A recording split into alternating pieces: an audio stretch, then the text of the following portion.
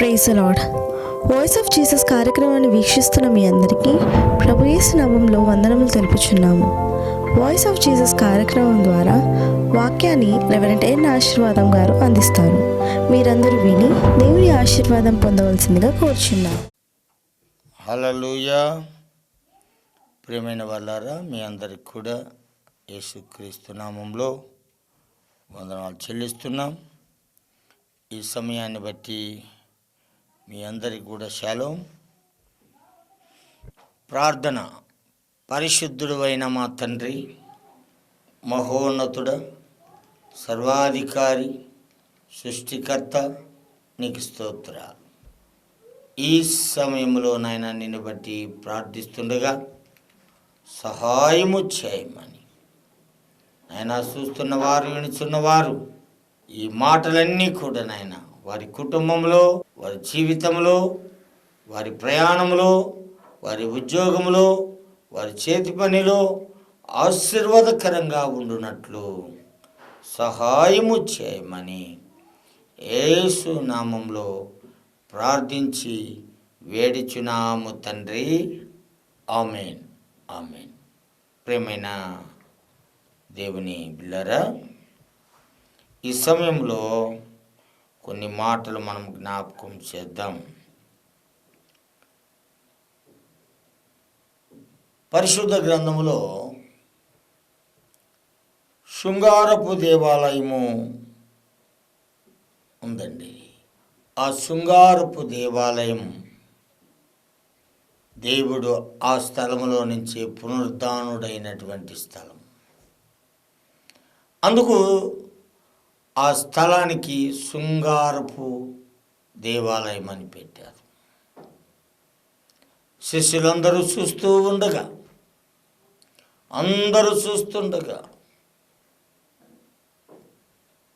ఆయన ఆ స్థలములో నుండి మేఘాలలోనికి పునరుద్ధానుడై వెళ్ళాడు. దాన్ని బట్టి ప్రియమైన వర్లారా, శృంగారపు దేవాలయం, ఈ దేవాలయంలోనికి పగట 3 గంటలకు ప్రార్థన జరిగే కాలం. ఎందుకు 3 గంటలకు జరగాలి అంటే, యూదుల యొక్క లేక ప్రజల యొక్క ఆచారం.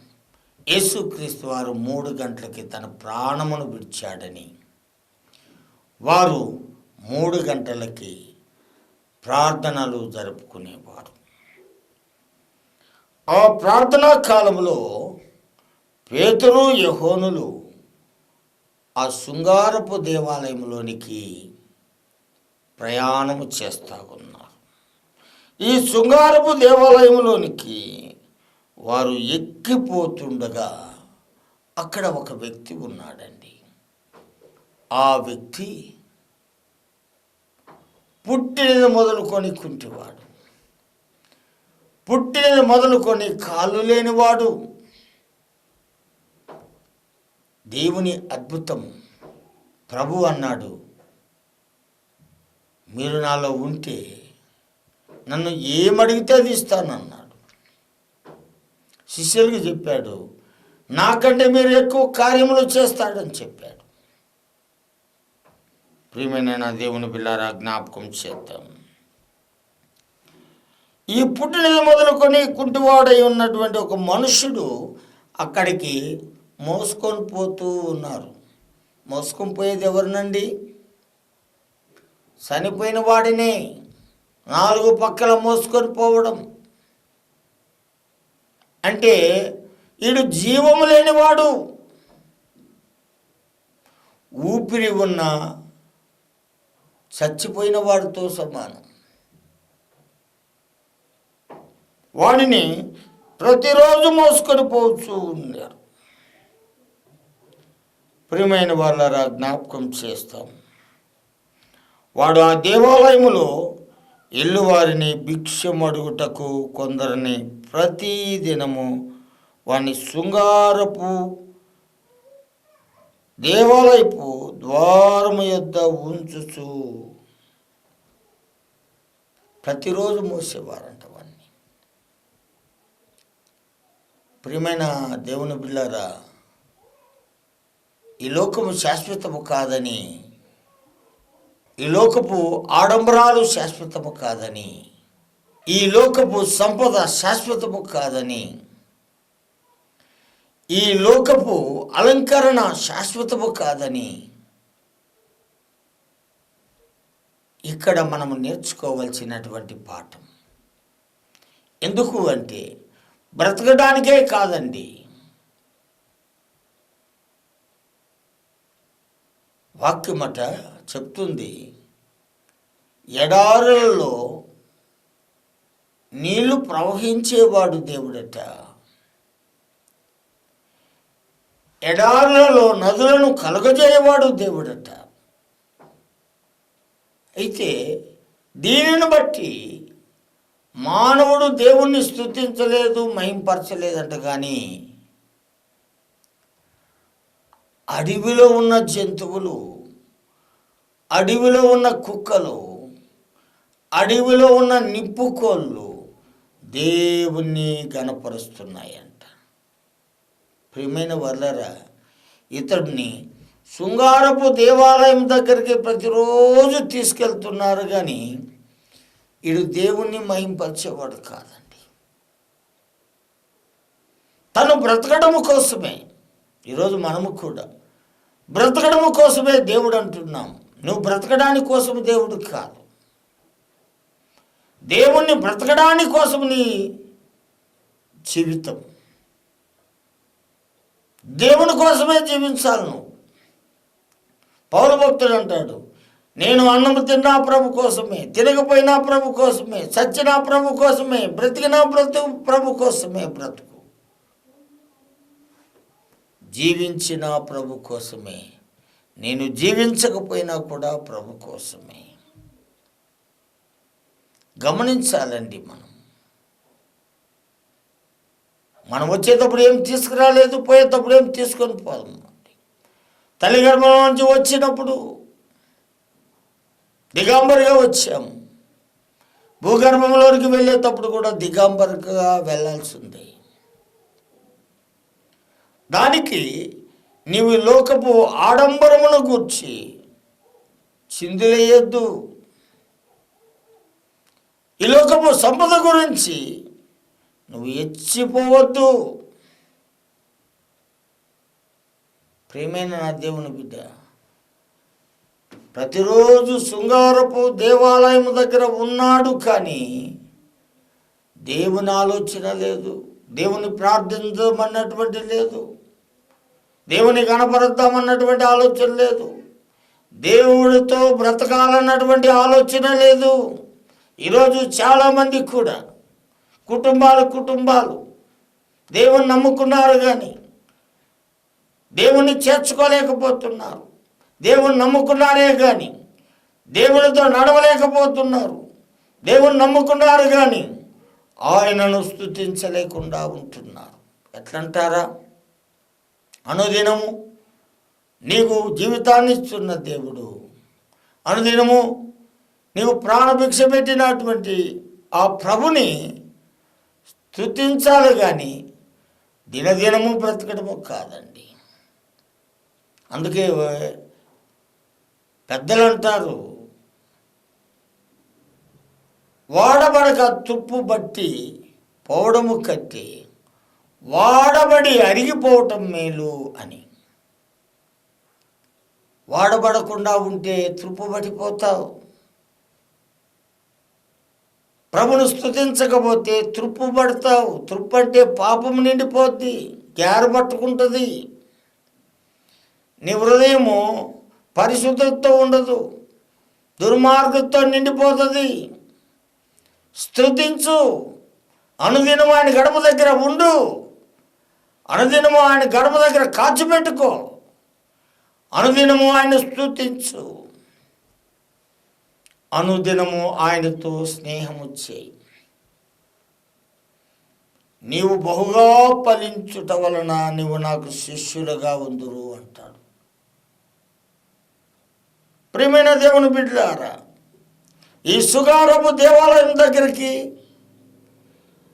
ఈ కుంటివాడినైనా తీసుకొచ్చి ద్వారం దగ్గర కూర్చుని పెడుతున్నారు, కానీ వీని ఆలోచనంతా భిక్షమెత్తడమే. వీని ఆలోచనంతా ఏమి దొరకద్దని ఆలోచించడమే. వీని ఆలోచన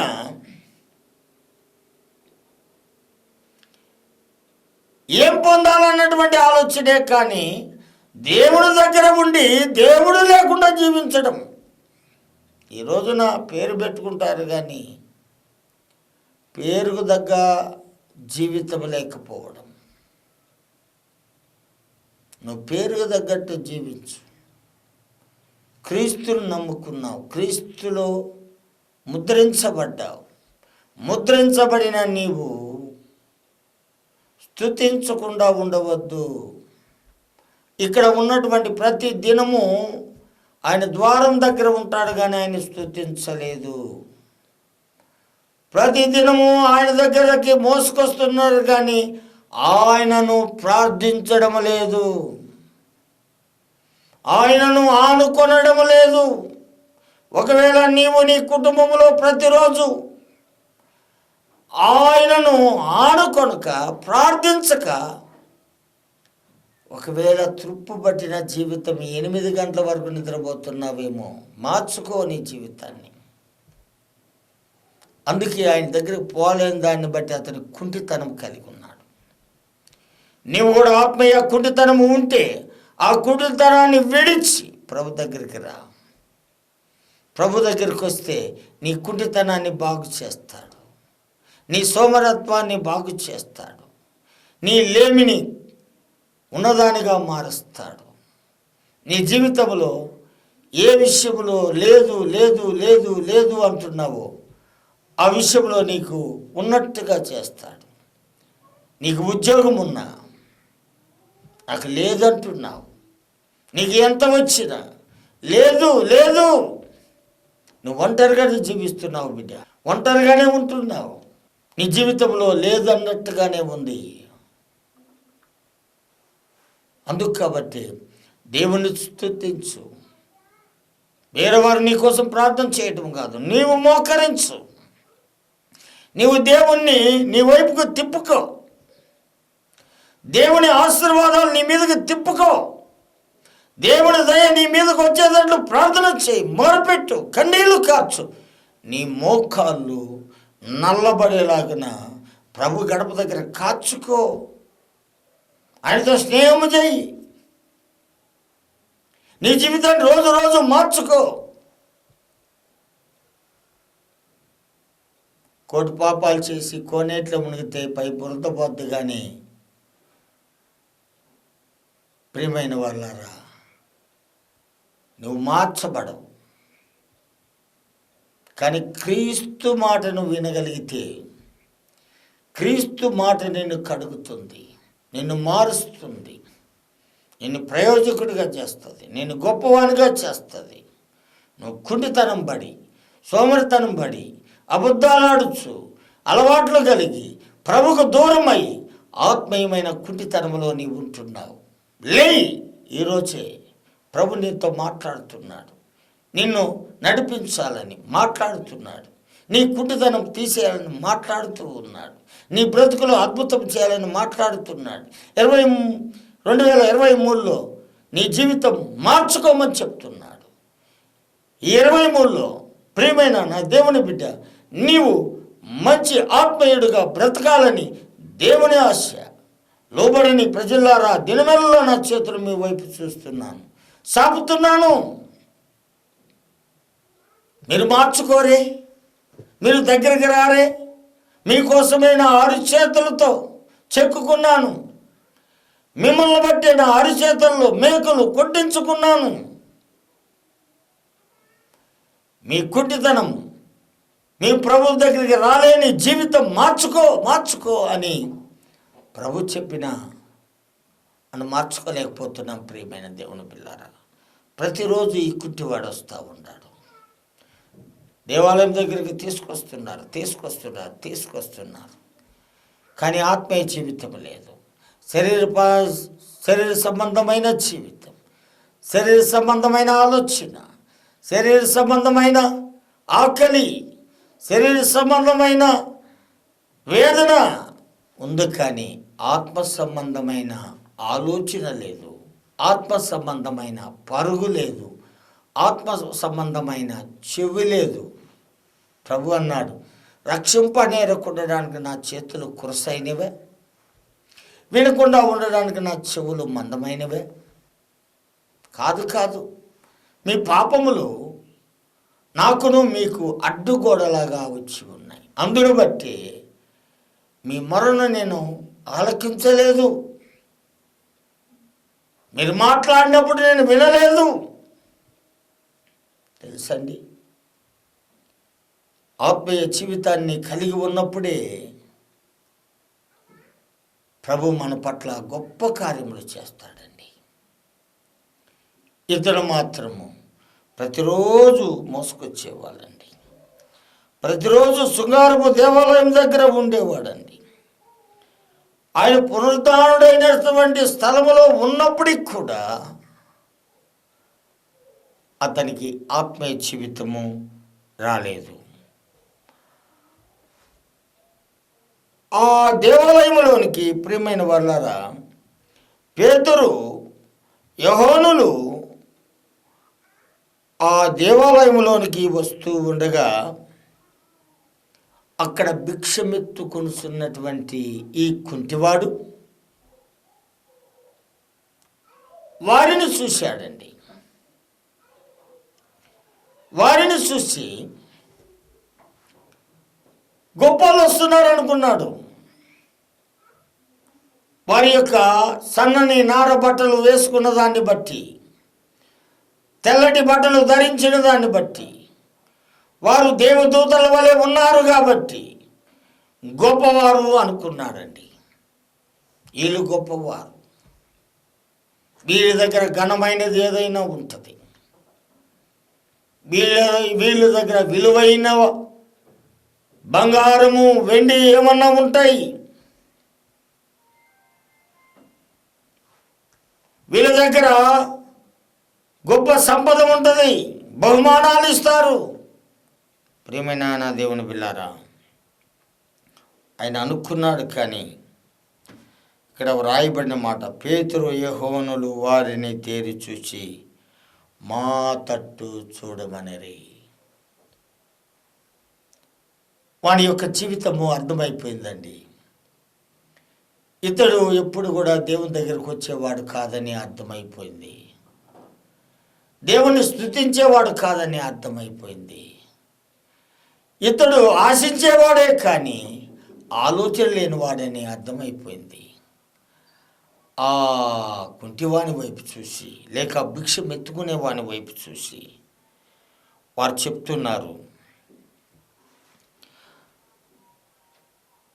వారిని తేరి చూసి మా తట్టు చూడమని, మా తట్టు చూడమని, వాడు వారి యొద్ద ఏమైనా దొరుకునేమని కనిపెట్టుచు వారి యందు లక్ష్యముంచెను. ప్రియమైన వాళ్ళారా, వారు మా వైపు చూడమన్నప్పుడు అతను అనుకున్నాడు, ఆలోచన, వీరి దగ్గర విలువైన ఏవైనా దొరుకుతాయేమో. మానవుని జీవితం అంతా కూడా పొట్ట కోసమేనండి, కోటి విద్యలు కూటి కోసమే. తను కూడా వారు ఆత్మీయంగా తేల్చూడమన్నప్పుడు ఇతను అంటున్నాడు, శరీర సంబంధమైన ఆలోచన వీరి దగ్గర ఏమైనా దొరుకుతుందేమో అని కనిపెట్టుచున్నాడు. దేవుని వైపు చూసినోడు కాదండి, దేవుణ్ణి కనిపెట్టినోడు కాదండి, దేవుని దగ్గరికి వచ్చినోడు కాదండి, మందిరంలోనికి వెళ్ళిన వాడు కాదండి. ఎప్పుడు కూడా ఈ ఆత్మీయ జీవితం లేదు, ఆత్మీయ అనుబంధం లేదు. ఎప్పుడు చూసినా కూడా ఎవరైనా గొప్పవారు వస్తారేమో, వారిని అడగదాము, వారి దగ్గర పొందుకుందాము. కాదండి, నిన్ను ఉన్నవానిగా ఈ లోకంలో ఉంచిన నువ్వెప్పుడు ఇచ్చేవాడివే. ఈ లోకంలో నిన్ను ఉన్నతమైన స్థితిలో పెట్టినాడు, నువ్వు ఇచ్చేవాడుగానే ఉండాలి. నీవు దేవుని కొరకు ఇవ్వడం నేర్చుకోవాలి, కానీ పొందుకునేది నేర్చుకోవద్దు. దేవుణ్ణి గణపరచాలి అంటే, ఆనందపరచాలి అంటే ఆయనకి ఇవ్వాలి. ఏబేలు కయ్యోన్లు చూస్తే ఏబేలు ఇచ్చి దేవుణ్ణి సంతోషపరిచినాడు. కయ్యోని యువక శాపం తెచ్చుకున్నాడు. ఈరోజు నిన్ను బట్టి ప్రభు అడుగుతున్నాడు, నీవు కనిపెట్టవలసింది ప్రభుని. మనుషుల వైపు కానీ ఇంకొక వైపు కానీ కనిపెట్టడానికి కాదు, దేవుని కనిపెట్టగలిగితే నీకు ఐశ్వర్యం అనే గని నీకు ఇస్తాడు. హల్లెలూయా. నువ్వు ఎంత తవ్వుకున్నా ఆ గనిలో నుండి వస్తానే ఉంటాయి, కానీ ఆశీర్వాదాలు ఎప్పుడు కూడా కాగిపోవు. నీవు ఆ యేసుక్రీస్తు అనే గనిని పొందలేకపోయి నీవు లేము కలిగి ఉన్నావు. ఎప్పుడు కూడా చేయి జాపుతూ ఉన్నావు. ఇతను ఎప్పుడు చేయి జాపుతూ ఏమైనా ఉంటుందేమో లోకములని కనిపెడుతూ ఉన్నాడు. ఈరోజు దేవుని బిడ్డ, నీవు నేను కనిపెట్టవలసింది యేసుని, చూడవలసింది ఆయన రాజ్యాన్ని. కాబట్టి ప్రియమైన దేవుని బిడ్డలారా, ఇతడు ఆ విధంగా కనిపెడుతూ వస్తున్నాడట. అందుకనే వారు చెప్తూ ఉన్నారు, ప్రియమైన వాళ్ళారా, అంతటా పేతురు, వెండి బంగారం మా యొద్ద లేవు, కానీ మాకు కలిగినదే నీకు ఇచ్చుచున్నాను. చూసారా, నువ్వు ఎండి ఉందని ఆలోచన చేస్తున్నావు, కనిపెడుతున్నావు. బంగారం ఉందని నువ్వు తేరి చూస్తున్నావు. మా ఒంటి మీద ఉన్న బట్టలను చూసి నువ్వు గొప్పలనుకుంటున్నావు. మా దగ్గర బంగారం లేదు, మా దగ్గర ఎండి లేదు, మేము గొప్పలము కాదు, మేము సువార్తను ప్రకటించేవారమే, మా దగ్గర ఏమీ లేదు. అయితే మాకున్నదే నీకు ఇచ్చుచున్నాను. మా దగ్గర ఉండేది ఒక్కటే, అది ఏంటో తెలుసండి ప్రియమైన నా దేవుని బిడ్డలారా, నజరేయుడైన యేసుక్రీస్తు నామం మా కాడ ఉందంతే. యేసు నామం మా కాడ ఉంది, క్రీస్తు నామం మా కాడ ఉందంతే. ఆ క్రీస్తు నామం మీకు ఇవ్వడానికి మేము సిద్ధంగా ఉన్నాం. నువ్వు వింటున్నా, నీవు క్రీస్తు నామము ఎరిగి ఉంటే చాలు, క్రీస్తు నామం కలిగి ఉంటే చాలు. నీ కుడితనం పోతుంది, నీ పాపం పోతుంది, నీ దోషం పోతుంది, నీ అక్రమం పోతుంది, నీ సాడి మాటలు పోతాయి, నీ అలవాట్లు పోతాయి. ఇదిగో యేసు నామం మా దగ్గర ఉంది, అది నీకు ఇస్తాము ఇప్పుడే. యేసు నామం నీకు ఇస్తాము ఇప్పుడే. నజరేయుడైన యేసుక్రీస్తు నామంలో నడుమని చెప్పి వాని కుడి చేయి పట్టుకొని లేవనెత్తెను. ప్రియమైన వాళ్ళ, యేసు నామం బలంగా ఉంది మా కాడ. ఈ మాటలో యేసు నామం ఉంది. ఏ విధమైన రోగముతో నీవు నొచ్చుకుంటున్నావు, ఏ బలహీనతో నీవు పడిపోయి ఉన్నావు, ఏ వ్యాధి చేత కుమిలిపోతున్నావు, అప్పుల విషయంలో నీవు కృంగిపోతున్నావు, ప్రతి విషయంలో నువ్వెంత మాత్రము లోకం వైపు ఎదురు చూడొద్దు. ప్రియమైన దేవుని బిడ్డ, నా యేసయ్య చెప్తున్నాడు, నీవు నా వైపు చూడు, నేను నీ వైపు చూస్తానని చెప్పాడు. పేతురు చెప్తున్నాడు, మా దగ్గర బంగారం ఉందనుకున్నావా? బంగారం లేదు. నా దగ్గర ఎండి ఉందనుకున్నావా? ఎండి కూడా లేదు. మా దగ్గర క్రీస్తు నామం ఉంది, అదే ఈరోజు పొందుకో. నీవు ఇన్నాళ్ళు పొందుకోకుండా ఉన్నది చాలు. దైవత్వం లేకుండా ఉన్నది చాలు, నువ్వు అల్లరితో ఉన్నది చాలు, నువ్వు పాపంలో పడి ఉన్నది చాలు. ఇప్పుడే నజరేయుడైన యేసుక్రీస్తు నామములో నడువమని ప్రియమైన నా దేవుని బిడ్డలారా వాని కుడి చేయి పట్టుకొని లేపారు. ఇన్ని రోజులు పుట్టిన మొదలుకొని కుంటాడండి, పుట్టిన మొదలుకొని భయంకరమైన స్థితిలో తను మోసుకొని వచ్చి శృంగారపు దేవాలయం దగ్గర కూర్చొని పెట్టేవాళ్ళు. వాడి నుంచి వారి కుటుంబస్తులు బ్రతికేవారు. వాడు ఎప్పుడు దేహి అని అందరిని అడుక్కునేవాడు. ఈరోజు ఒక క్రీస్తు నామం అతని దగ్గరికి వచ్చింది. ఈరోజు క్రీస్తు సేవకుడు అతని దగ్గరికి వచ్చాడు. ఈరోజు కూడా నువ్వు వింటున్నావు, క్రీస్తు సేవకుడు మాట్లాడుతుండగా క్రీస్తు నామం నీలో నింపబడాలి, క్రీస్తు ఆత్మ నీలో నింపబడాలి, పరిశుద్ధాత్మ శక్తి నీ మీదకి రావాలి, క్రీస్తులో సంపూర్ణంగా జీవించేవాడుగా మార్చబడాలి. కరుడు గట్టిన నీ పాపము ఈరోజే తెగిపోవాలి. దురాత్మ కట్లు చేత బంధించబడిన నీవు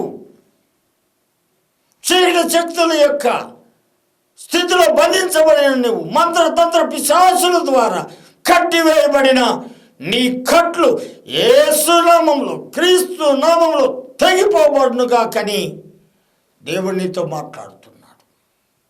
అందుకు కాబట్టి ప్రియమైన నా దేవుని బిడ్డ చేయబట్టుకొని లేయని ఎప్పుడైతే వారు వానిని లేపిరో ప్రియమైన నా దేవుని బిడ్డారా వెంటనే వాని పాదములను శీలమండలములను బలము పొంది వాడు దిగ్గున లేచి నిలిచెను అని వ్రాయబడింది. చూసారండి ఎన్ని రోజులంట పుట్టిన మొదలుకొని. ప్రియమైన నా దేవుని బిడ్డారా ఎప్పుడైతే క్రీస్తు నామం అతనిలోనికి పోయిందో అతని కుంటితనము నిలబడిపోయింది. హల్లెలూయా. అతని కుంటితనము ప్రియమైన వాళ్ళారా తొలగిపోయింది. తన పాదములు తన శీలమండలాలు చక్కగా నిలబడ్డాయి. క్రీస్తుని ఎప్పుడైతే నువ్వు ధరిస్తావో అప్పుడు చక్కగా నిలబడతావు. నీలో పాపం మేలదు, నీలో సోమరితనం మేలదు, నీలో అలవాట్లుండవు, నీ కంటి చూపు ఎంత మాత్రం కూడా అక్కడ ఇక్కడ తిరగదు, నీ కాళ్ళు అక్కడిక్కడ తిరగవు, నీ మనసు అక్కడిక్కడ తిరగదు. ఇతను ఎప్పుడైతే క్రీస్తును నింపుకున్నాడో, ఎప్పుడైతే తన దాసులు క్రీస్తు దాసులు చేయబట్టుకున్నారో తన పాదములో ఉన్నటువంటి నరములు శీలమండలాలు ఆ కుంటితనం బిగిసిపోయిన నరాలు కృంగిపోయిన కాళ్ళు మోకాళ్ళు అన్ని కూడా యేసు నామములో నిలబడ్డాయండి. సడలిపోయినాయి చేతులు, సడలిపోయినాయి మోకాళ్ళు, తత్తరిల్లినటువంటి తన జీవితం చక్కగా నిలబడింది. ఈరోజు కూడా నీవు చక్కగా నిలబడాలంటే క్రీస్తుని నింపుకో, క్రీస్తు నామమును నింపుకో, క్రీస్తులో జీవించడం నేర్చుకో, క్రీస్తు అభిషక్తుడై ఉన్నట్లు అభిషేకం పొందు. ఈ అభిషేకము నిన్ను పవిత్రతలో నడిపిస్తుంది, నిన్ను పరిశుద్ధాత్మని యొక్క నీడలో నడిపిస్తుంది, దేవుని యొక్క బలిష్టమైన చేతుల కిందకి నడిపిస్తుంది. నువ్వెంత మాత్రమే ధైర్యపడు. ప్రియమైన నా దేవుని పిల్లారా అతడు దిగ్గున లేచాడు, నడుచుచూ గంతులు వేయిచు దేవుని స్తుతించుచు వారితో కూడా దేవాలయంలోనికి వెళ్ళాను. ఇన్నాళ్ళు ఎక్కడున్నాడు ఇతను? బయట ఉన్నాడండి. బయట ఉండి తన జీవితంలో కుంటితనము కలిగి ఉన్నాడు, లేనితనము కలిగి ఉన్నాడు, ఆశీర్వాదము లేకుండా ఉన్నాడు, జీవితం అంతా దుఃఖముతో ఉన్నాడు, ఇతరుల మీద ఆధారపడినాడు, ఇతరుల కోసమే ఎదురు చూశాడు, కనిపెట్టాడు. అయితే ప్రియమైన వాళ్ళారా, ఎప్పుడైతే క్రీస్తుని నింపుకున్నాడో, క్రీస్తు సేవకుల ద్వారా ఆ యొక్క యేసు నామంలో లేచాడో, అతడు నడవడం మొదలుపెట్టాడు. హల్లెలూయా. నడవడమే కాదు కానీ గొంతులు వేయడం, అదే కాదు కానీ దేవుని స్తుతించడం, ఇంతకుముందు ఎప్పుడు లేని అనుభవం. ఆ యొక్క పాడికట్ల కాడే ఉన్నటువంటి తన జీవితం ఈరోజు దేవాలయంలోనికి వచ్చాడు. నువ్వెంతకాలం దూరంగా ఉన్నావు బిడ్డ? ఎంతకాలం నీ జీవితంలో సమాధానం లేకుండా ఉన్నావు? నేడు మంచి సమయం. క్రీస్తుని నింపుకో. ఆయన సన్నిధిలో గంతులు వేయాలని ప్రభు నీతో నాతో మాట్లాడుతున్నాడు. అటువంటి కృప దేవుడు దయచేయునుగాక. ఆమేన్. పరిశుద్ధుడైన మా తండ్రి, ఈ పాఠము నాయన మాకు నేర్పించినావు. క్రీస్తుడు కలిగి మా శ్రమలు, మా బాధలు, మా ఆవిడితనం, మా క్యాన్సర్లు, మా యొక్క నాయన అస్వస్థత, జ్వరము, కృంగిపోయినటువంటి జీవితం, పేరు లేని బ్రతుకు, మార్పు లేని జీవితం మార్చమని ఈ సందేశమునైనా మాకు ఆశీర్వాదకరంగా దయచేయమని యేసు నామములో ప్రార్థించి వేడుచున్నాము తండ్రి. ఆమేన్. ఇంతవరకు వాయిస్ ఆఫ్ జీసస్ అనే కార్యక్రమం ద్వారా అందించబడిన వర్తమానాన్ని మీరు విని ఆశీర్వాదం పొంది ఉన్నారని నమ్ముచున్నాము. ప్రార్థన అవసరాల కొరకు కింద ఇవ్వబడిన నంబర్కు కాల్ చేయవలసిందిగా కోరుచున్నాము. దైవజనులు మీ కొరకు ప్రార్థిస్తారు.